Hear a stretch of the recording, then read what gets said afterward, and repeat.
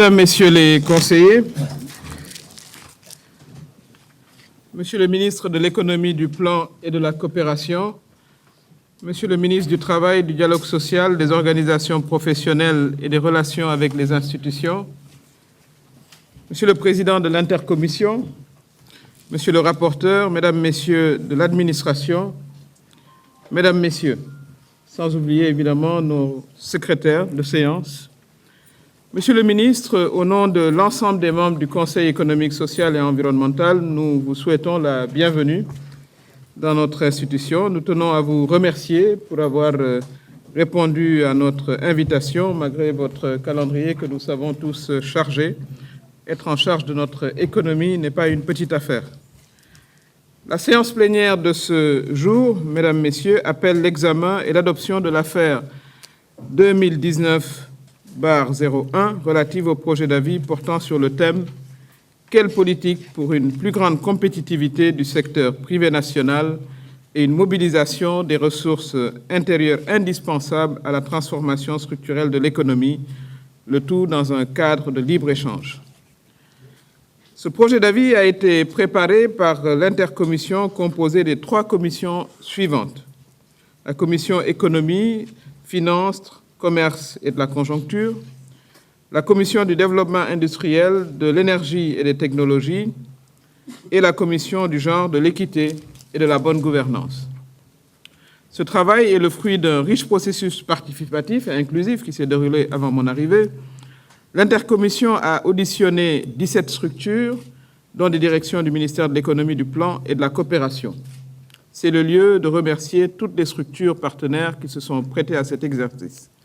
Sans plus tarder, je voudrais donner la parole au rapporteur de l'intercommission, l'honorable conseiller Émile Wardini, pour nous faire l'économie du projet d'avis. Monsieur le rapporteur, vous avez la parole. Merci, Madame la Présidente. Monsieur le ministre de l'Économie, du Plan et de la Coopération, Monsieur le ministre en charge des relations avec les institutions, honorables collègues conseillers, messieurs les membres de l'administration, honorables invités. Je voudrais pour commencer renouveler en votre nom, Madame la Présidente, nos remerciements à l'intention de Monsieur le ministre de l'Économie, du Plan et de la Coopération pour l'amitié et l'honneur qu'il nous fait de venir partager avec nous ce matin la réflexion sur une thématique centrale, importante pour le développement des économies africaines. En effet, vous n'êtes pas sans ignorer que sur cette question du secteur privé africain et national en particulier, sur la question de la mobilisation des ressources nécessaires pour permettre au secteur privé de pouvoir jouer son rôle de manière plus efficace dans le développement de nos économies, le Conseil a eu dans le passé à travailler sur 2 thématiques qui avaient tout un rapport direct avec cette question-là. Il s'agit particulièrement des avis 2014-01 du 22 avril 2014 sur le financement de l'entreprise sénégalaise et de la participation des nationaux au PSE, sur l'avis 2016-01 du 18 avril 2016 portant sur le rôle et la place du partenariat public-privé dans la mise en œuvre du PSE et la promotion du secteur privé national. À ces occasions, la question récurrente qui revient systématiquement, c'est quelles sont les voies et moyens que nous devons développer pour permettre à nos secteurs privés respectifs de pouvoir jouer un rôle, le rôle qui est le sien dans le développement des économies africaines, et plus particulièrement en ce qui concerne notre pays, le rôle que le secteur privé doit jouer dans l'exécution du PSE. C'est une thématique qui est intéressante et qui est importante parce qu'au-delà du défi récurrent de la compétitivité du secteur africain, qui est composé pour l'essentiel de petites PME, il se trouve qu'aujourd'hui, nous allons vers l'ouverture d'un marché continental avec la signature qui a été faite à Kigali, important institution de la zone de libre-échange économique africaine, qui va mettre en face un marché de 1,2 milliard de consommateurs avec un PIB cumulé de 2500 milliards. Il est évident que face à cette perspective-là, nous devons aujourd'hui plus que jamais réfléchir sur les voies et moyens à développer pour permettre à nos secteurs privés de pouvoir occuper la place qui est leur sienne et faire en sorte qu'ils puissent jouer un rôle plus actif dans le développement de nos économies africaines. Dans ce cadre-là, les commissions que vous avez citées tout à l'heure, Madame la Présidente, ont décidé dans le cadre d'une intercommission d'engager la réflexion qui permettrait au secteur privé national de s'approprier la SLECA pour en faire une véritable opportunité d'affaires. Et c'est pourquoi à la suite des différentes résolutions qui ont été faites avec les différents acteurs institutionnels, professionnels, partenaires techniques et financiers, le Conseil a estimé devoir faire une série de recommandations qui sont au nombre de 12. Ces recommandations, bien sûr, s'appuient sur des constats qui ont été faits à différents niveaux et sur lesquels je vais passer assez rapidement parce que je pense que nous allons consacrer l'essentiel de la discussion sur les recommandations plus tôt.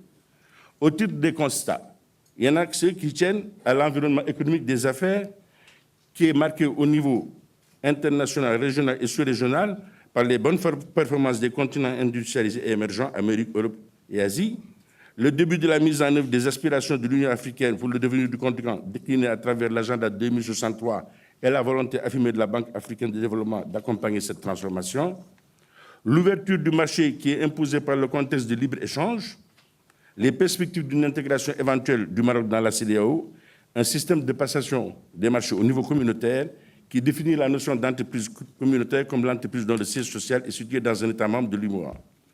Au niveau national, les constats touchent à la fin de la première phase du plan Sénégal émergent avec l'exécution du plan d'action prioritaire 1 2014-2018 avec plus de 4 610 milliards de francs CFA levés, mais en précisant une très faible participation du secteur privé national, la mise en œuvre annoncée de la phase 2 du PSE, le PAP 2 2019-2023, qui réserve une bonne place à l'investissement privé, et c'est pourquoi nous allons devoir justement faire des propositions pour le permettre de pouvoir occuper cette place-là.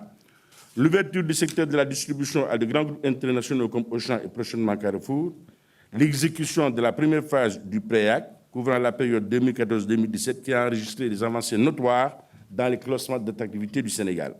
Je vous remercie, Madame la Présidente du Conseil économique, social et environnemental.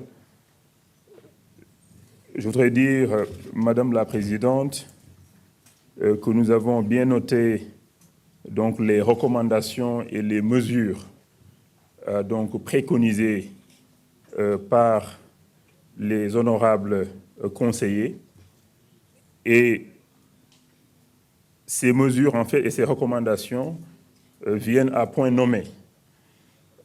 Parce que, avec la nouvelle organisation du gouvernement et la création du nouveau ministère de l'économie, du plan et de la coopération, qui est également en charge du secteur privé et du développement des partenariats publics-privés, nous sommes en train de finaliser notre stratégie pour redynamiser le secteur privé et le remettre vraiment au cœur de l'exécution de cette deuxième phase du plan Sénégal émergent.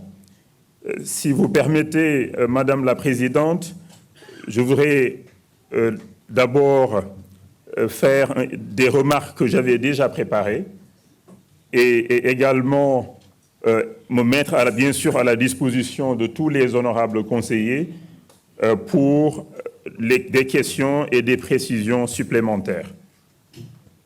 Madame la Présidente du Conseil économique, social et environnemental, Mesdames, Messieurs les honorables conseillers, Monsieur le ministre du Travail, du Dialogue social et des Relations avec les institutions, Mesdames, Messieurs, Madame la Présidente, qu'il me soit permis de saisir l'opportunité de cette première session extraordinaire de l'année pour vous renouveler mes vives félicitations et mes vœux de succès pour la réussite de vos missions. En tant que présidente de cette auguste institution, hautement stratégique dans la définition des politiques publiques. Je reste convaincu que votre expérience, votre parcours et votre envergure seront un atout majeur pour le Conseil économique, social et environnemental dans la conduite de sa mission.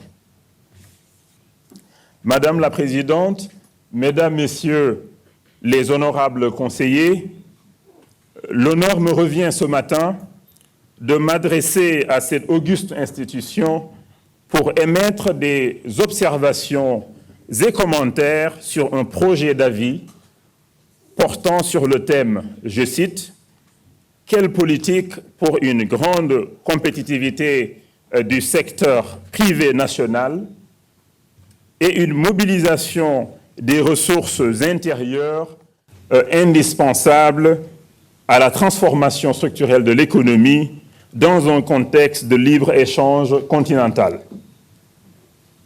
Quelques éléments de contexte de la session de ce matin, si vous permettez, Madame la Présidente. Je voudrais d'abord saluer la pertinence, l'intérêt et l'importance du thème choisi dans un contexte marqué par l'adoption par les chefs d'État et de gouvernement à Niamey le 7 juillet de l'accord sur la zone de libre-échange continentale en Afrique, ZLECA. La ZLECA, Madame la Présidente, crée des défis additionnels de compétitivité pour le secteur privé sénégalais, mais également des opportunités d'avoir accès à un marché beaucoup plus grand.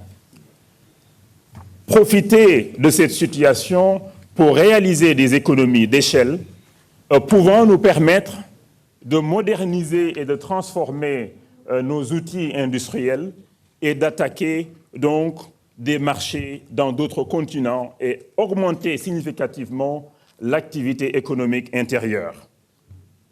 Le contexte est par ailleurs marqué, Madame la Présidente, par la mise en œuvre de cette deuxième phase du plan Sénégal émergent, donc 2019-2023, et dont l'objectif global est vraiment de transformer structurellement notre économie pour une croissance beaucoup plus forte, pour une activité économique beaucoup plus forte, pour une croissance donc inclusive qui va créer massivement des emplois pour le bien-être des populations du Sénégal. Cette ambition donc s'inscrit dans la continuité de la première phase du plan Sénégal émergent 2014-2018, durant laquelle l'État a mis en œuvre beaucoup de réformes. L'État a également investi dans beaucoup d'infrastructures sans lesquelles le secteur privé, bien sûr, ne peut pas prospérer, ne peut pas se développer.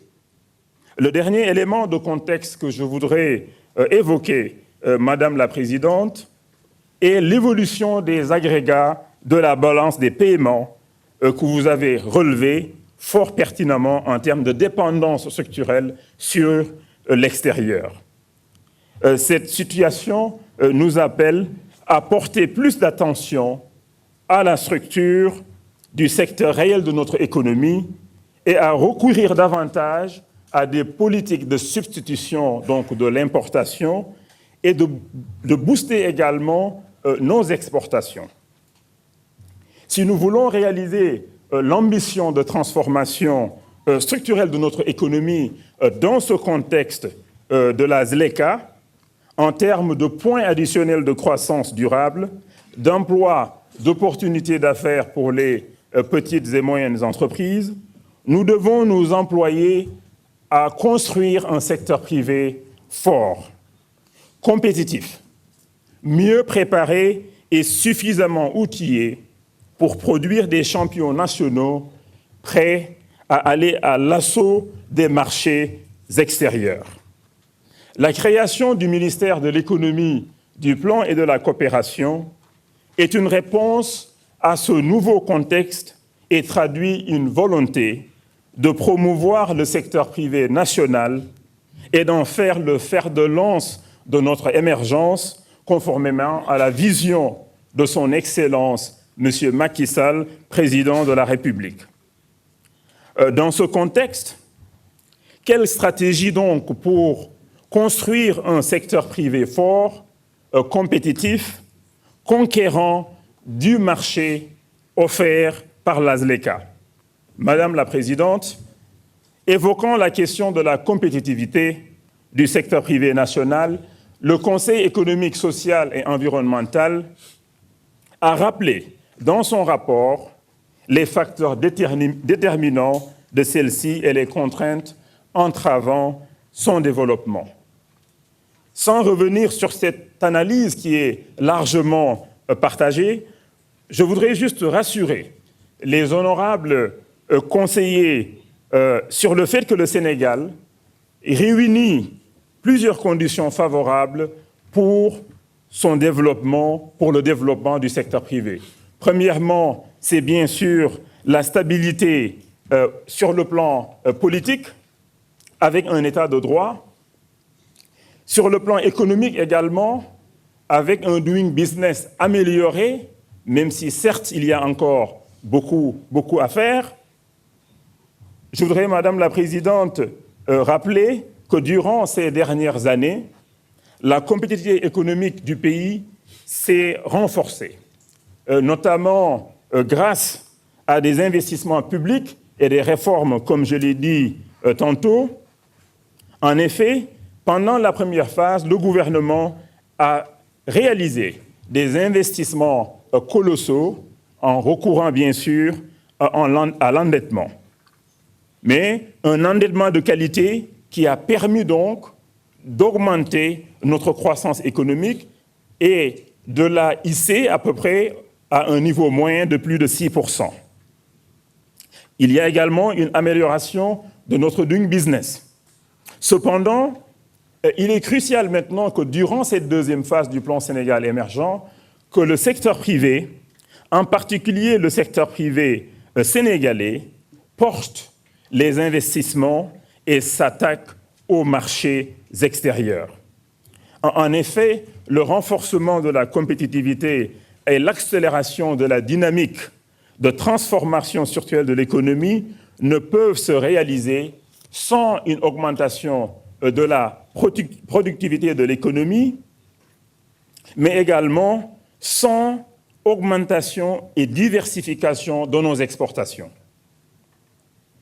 Pour y arriver, il faudra d'abord un État qui est encore beaucoup plus stratège. Un État qui va recourir davantage au partenariat public-privé, un État qui va utiliser sa capacité d'endettement, sa relation avec les bailleurs, pour soutenir donc massivement les partenariats public-privés. Au lieu d'utiliser ses ressources pour faire 1 ou 2 projets, il s'agira de contribuer ces ressources dans 10, 20, 100 ou 50 projets, mais avec le secteur privé, avec surtout un secteur privé sénégalais qui a une part beaucoup plus importante, non seulement en termes d'acquisition, mais en termes de participation au capital des sociétés de projets, mais également en termes d'exécution des projets, donc en termes de commande de ces projets. On ne parlera peut-être plus de commandes publiques seulement, mais de commandes dans les partenariats publics-privés. Il s'agira également de mettre à la disposition des entreprises donc nationales, sénégalaises, et également aux projets en mode partenariat public-privé, de mettre à la disposition donc de ces projets des financements mixtes qui combinent un financement concessionnel des dons, mais également un financement commercial qui cherche de la rentabilité financière pour permettre à l'État d'atteindre la rentabilité économique. Il s'agira également de promouvoir la destination Sénégal par le développement, par exemple, de la compagnie Air Sénégal et la réalisation de projets phares tels que projet Ville numérique, Dakar Medical City, etc. Il s'agira en fait de réellement mettre en œuvre la stratégie de hub du Sénégal, pour le Sénégal. Il s'agira de tout faire pour que les entreprises étrangères, que les entreprises qui servent l'Afrique, qui servent cette nouvelle zone de libre-échange, soient en fait basées au Sénégal, pour que ces entreprises puissent employer des Sénégalaises et des Sénégalais, pour que ces entreprises puissent délocaliser des emplois à forte valeur ajoutée, pour que ces entreprises demandent à leurs employés qui gagnent de gros salaires puissent être basés au Sénégal, parce que cela permet de consommer sénégalais, d'employer des Sénégalais, de louer des maisons et des appartements construits par des Sénégalais, d'aller en vacances en utilisant l'aéroport AIBD, d'utiliser Air Sénégal, d'aller sur la petite côte, d'aller faire du tourisme à l'intérieur du pays. Et tout ceci contribuera à créer beaucoup d'activités de services et donc des emplois de services.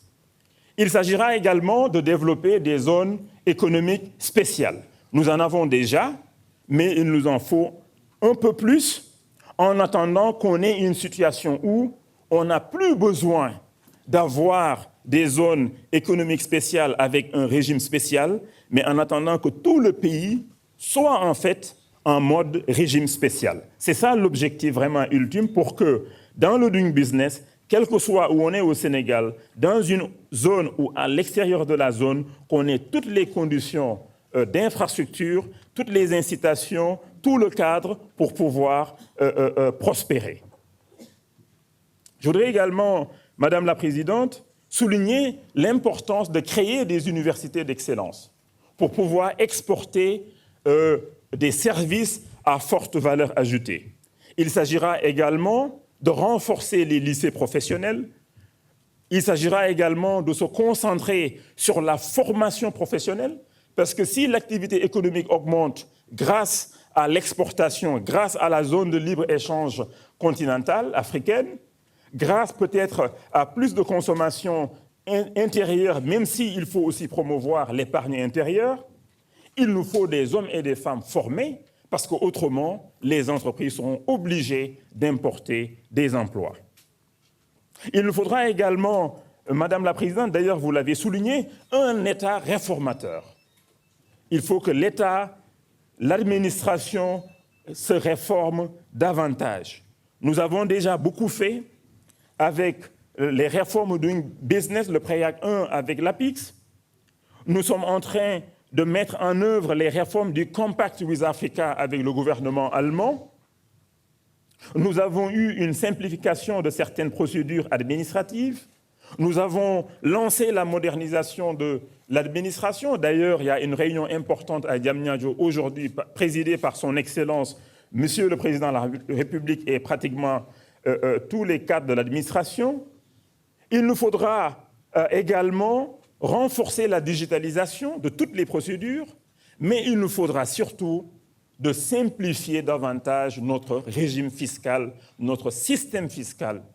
Il faudra le simplifier davantage, il faudra réduire la pression fiscale individuelle, mais en augmentant la pression fiscale collective par l'élargissement de la base fiscale.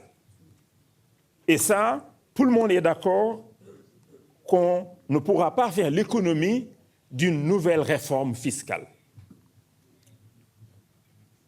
Nous avons également réfléchi sur la mise en place d'un numéro d'identification unique. L'ANSD est en train de travailler là-dessus. Ce que nous notons dans d'autres pays, où il y a plus de sécurité juridique, où les banques sont confortables de prêter davantage aux individus et aux entreprises, c'est parce que l'individu est identifié de manière unique. L'individu qui emprunte dans une banque, qui peut-être ne performe pas, va ailleurs et identifié. Un individu qui crée une entreprise, emprunte et ferme boutique et va créer une autre entreprise pour s'endetter davantage, il sera démasqué avec un seul numéro d'identification de l'acteur économique, qu'il soit sénégalais ou non sénégalais. Et l'ANSD, bientôt, va nous revenir sur ce chantier important. Il nous faut également renforcer le dispositif technique et financier adressé au secteur privé. L'État a créé beaucoup d'instruments. Ces instruments, souvent, ont travaillé en silo, comme on dit, mais de plus en plus, on voit une mutualisation des efforts de ces différents instruments. J'ai le plaisir de partager avec vous le projet de rizerie, par exemple, de DB Food. DB Food que nous avons inauguré il y a 3 jours, donc à Tchilène, à Diama. C'est un projet de jeunes sénégalais sur un montant de 450 millions de francs CFA pour transformer le riz paddy Henri Blanc. Le projet a été structuré par le Fonds souverain d'investissement stratégique à travers un sous-fonds de 1 milliard dédié aux PME de cette zone. Et par la suite, la DER est venue avec un financement complémentaire en dette et que la SAED a apporté son assistance technique, étant le patron de la zone sur le plan technique. C'est ça qui a fait le succès de ce projet. Et c'est ce genre de symbiose entre les différents instruments de l'État que nous allons renforcer dans les mois et les années à venir. C'est pourquoi, pour nous, il sera important de pouvoir renforcer également la BNDE, de renforcer, comme l'a dit Monsieur le Président Wardini, renforcer le FONGIP, par exemple, et accompagner sa mutation institutionnelle pour que ce fonds puisse seul être crédible et lever de l'argent et octroyer des garanties sans avoir besoin de déposer toujours du cash au niveau des banques. Il s'agira également, bien sûr, de renforcer le Fonds souverain d'investissement stratégique, qui déjà a montré toutes ses preuves avec des projets dans pratiquement tous les secteurs. Il faudra également renforcer, bien sûr, la DER. Il y a un financement de la BAD qui sera, j'espère, approuvé d'ici la fin de l'année. Il faudra également renforcer la Banque agricole qui vient de lancer une mutation. Il faudra également, bien sûr, appuyer la Banque de l'Habitat du Sénégal, et ce, dans le cadre de la construction de 100 000 logements. Et ce gros projet de son Excellence, Monsieur le Président de la République Macky Sall, permettra non seulement de donner l'accès à l'habitat aux populations, mais également permettra de construire tout un écosystème de construction, toute une chaîne de valeur qui va bénéficier aux petites et moyennes entreprises, mais également à la création d'emplois. Il nous faut également un État qui va organiser davantage le secteur privé. Comme dans tous les pays émergents tels que la Corée du Sud, Singapour et autres, la Chine, l'État a été très volontariste dans son soutien au secteur privé. Au-delà des instruments financiers, c'est d'organiser la mutualisation des efforts du secteur privé sénégalais pour que les entreprises ne partent pas en silo, mais travaillent ensemble pour attaquer les marchés africains et les marchés extérieurs et travaillent surtout ensemble pour postuler quand il s'agit de soumettre pour gagner des projets dans le cadre de partenariats public-privé, par exemple. J'ai l'habitude de donner cet exemple, même pour un projet de 100 milliards de francs CFA, d'un PPP de 100 milliards de francs CFA, la part du capital que doivent apporter les actionnaire, c'est entre 20 et 25 milliards. Vous mettez 20 et 25 milliards de capitaux propres, vous gagnez les cash flows futurs sur 25 ans du PPP ou 30 ans du PPP, tous les cash flows futurs. Donc le secteur privé national, pour un projet de 100 milliards, ne mettra que 20 à 25 milliards pour avoir 100% du projet. Parce que les 75 à 80% sont financés par les banques commerciales, par les banques de développement telles que la BAD, la Société financière internationale, la Banque européenne d'investissement, etc.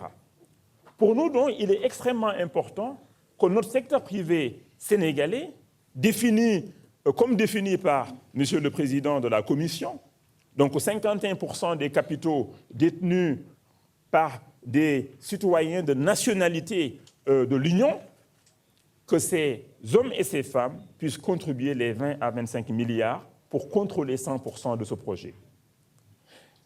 Ces hommes et ces femmes n'ont pas besoin de mettre les 20 à 25 milliards. Même s'ils veulent gagner seulement 51%, avoir le contrôle, il leur suffira de mettre entre 10 et 12,5 milliards pour gagner 51% d'un projet de 100 milliards.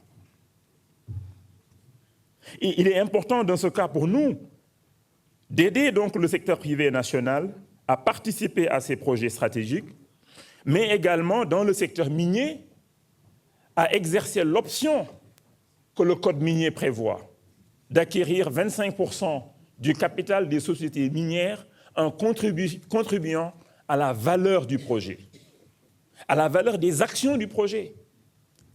ce n'est pas en contribuant le coût total du projet, mais simplement le capital nécessaire pour exécuter le projet. Encore une fois, ce capital est autour de 30% du coût total du projet.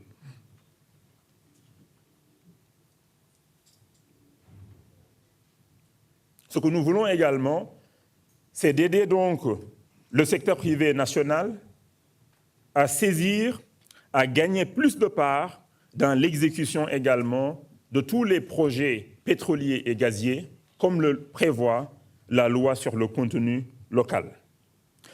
Madame la Présidente, Mesdames et Messieurs les conseillers, les honorables conseillers, pour réaliser ces ambitions, il est évident que l'accès aux ressources est crucial et conditionne le développement économique, social de notre pays. Cependant, nous devons nous garder de miser uniquement sur les ressources extérieures,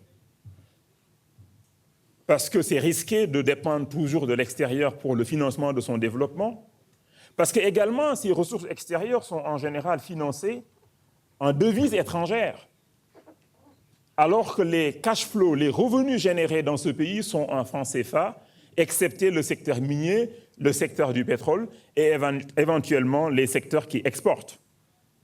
Mais tout le reste est en monnaie locale. Donc il est important de promouvoir la mobilisation des ressources intérieures. D'abord, la fiscalité qui est extrêmement importante, simplifier, élargir la base, donc augmenter le taux de pression fiscale collectif, mais réduire le taux de pression fiscale individuelle. Ça, c'est un chantier important. Deuxièmement, le deuxième chantier, c'est promouvoir donc l'épargne. Nous n'allons pas jusqu'à obliger les citoyens à épargner, mais il faut les inciter à épargner. Dans certains pays, il y a une obligation d'épargner. En Chine, dans les années 80 et 90, c'était ça. À Singapour, dans les années 60-70, c'était ça. On prélève obligatoirement de vos revenus un pourcentage qu'on épargne, comme on dit ici, par la force, pour le citoyen. Et le citoyen aura accès à cette épargne seulement quand il y aura des événements économiques ou sociaux marquants. Par exemple, le citoyen doit construire sa maison, doit peut-être se marier, peut-être a un problème médical important, va à la retraite, vous avez accès à toute cette épargne, qui est rémunérée à un taux intéressant. Mais pour nous, il s'agira de ne pas forcer, mais d'inciter le citoyen à épargner. Pour cela, donc, il faudra consolider le système financier. Je ne vais pas y revenir dans les détails parce que les recommandations qui ont été faites par la Commission sont pertinentes et c'est ce qu'il faudra faire. Donc, nous allons tenir compte de ces recommandations, Madame la Présidente. Il faudra également orienter les fonds de la diaspora. Mais il ne s'agit pas seulement d'orienter les fonds de la diaspora dans les diaspora bonds. C'est très important. C'est extrêmement important.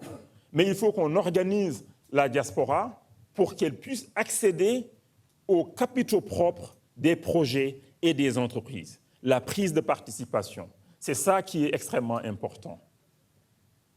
Il faudra que nos sociétés de gestion immobilière, par exemple, les SGI, puissent organiser des milliers de Sénégalaises et de Sénégalais, récupérer leur épargne, investir une partie dans le capital des entreprises et des projets qui est plus risqué et investir une partie dans des obligations émises par l'État ou émises, par exemple, par des entreprises.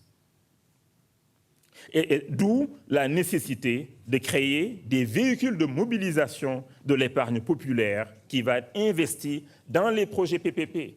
Parce qu'en général, les projets PPP ne sont pas très risqués, parce qu'il y a toutes les garanties derrière. Et c'est des projets rentables. Si ces projets n'étaient pas rentables, le secteur privé international n'allait pas s'intéresser à ces projets.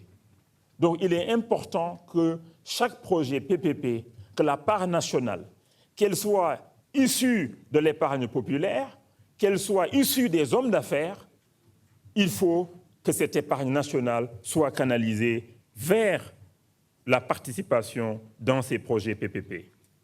Madame la Présidente, Mesdames et Messieurs les honorables conseillers, la volonté du gouvernement, je vais le redire ici, je l'ai dit quand j'ai rencontré le secteur privé il y a à peu près 1 mois et demi, la volonté de son Excellence, Monsieur le Président Macky Sall, et de construire un secteur privé national fort, compétitif, pour satisfaire aux besoins de consommation des Sénégalais, pour qu'on diminue drastiquement les importations, mais surtout pour augmenter drastiquement les exportations.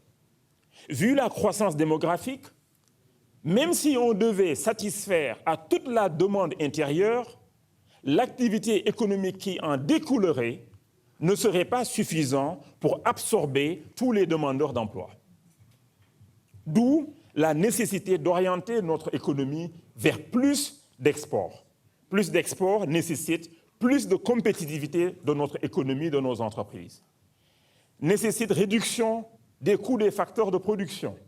Le coût, l'accès au crédit, l'accès à l'énergie, une flexibilité également du marché du travail, du code du travail.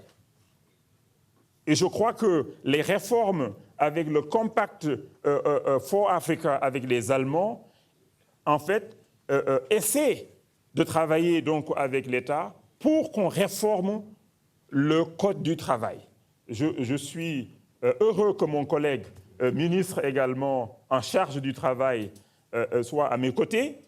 Et prochainement, nous allons finaliser donc un projet de réforme du Code du travail, bien sûr après discussion avec tous les acteurs. Également, il faut une fiscalité simple et réduite individuellement, mais augmentée collectivement, pour que l'entreprise sénégalaise ne soit pas défavorisée quand elle est en compétition avec l'entreprise d'un autre pays qui bénéficie de coûts de facteurs et d'environnement doing business beaucoup plus favorables. En conséquence, la ZLECA, qui est un prolongement naturel de nos objectifs de développement du secteur privé national, constitue une opportunité pour renforcer la compétitivité des entreprises sénégalaises, pour leur permettre de se connecter aux chaînes de valeur régionales et continentales, pour densifier le tissu industriel et enfin pour contribuer donc à la transformation structurelle de notre économie.